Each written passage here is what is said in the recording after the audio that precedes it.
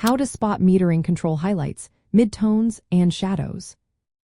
Imagine you're trying to capture a scene with bright sunlight and deep shadows at the same time. How do you make sure the important parts look just right? That's where spot metering comes into play. It's a way for your camera to measure light very precisely. Instead of looking at the whole scene, it focuses on a tiny area, usually just 1 or 2% of the frame. This small spot is where the camera takes its light reading. The camera then sets the exposure based only on that spot. So, if you point the camera at a bright object, like a white wall, the camera will reduce the exposure so that the wall isn't blown out. If you point it at a dark corner, it will brighten that area.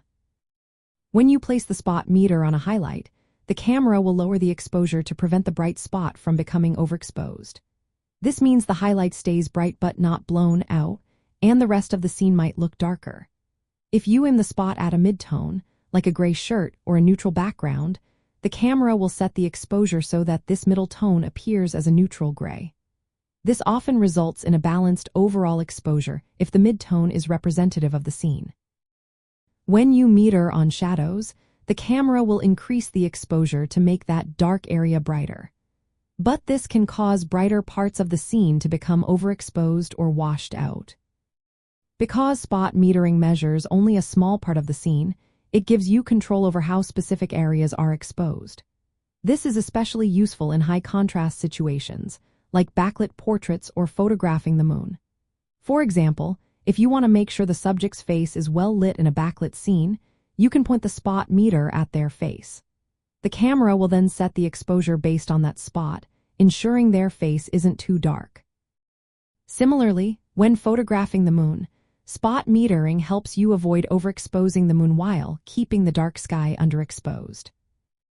Modern digital cameras make this process even easier because you can link the spot meter to the focus point. This means you can focus on a small detail and have the camera automatically set the right exposure for that exact spot. This is perfect for capturing fine details in tricky lighting conditions. In short, spot metering controls highlights, midtones, and shadows by measuring the light reflected from a tiny, specific part of the scene.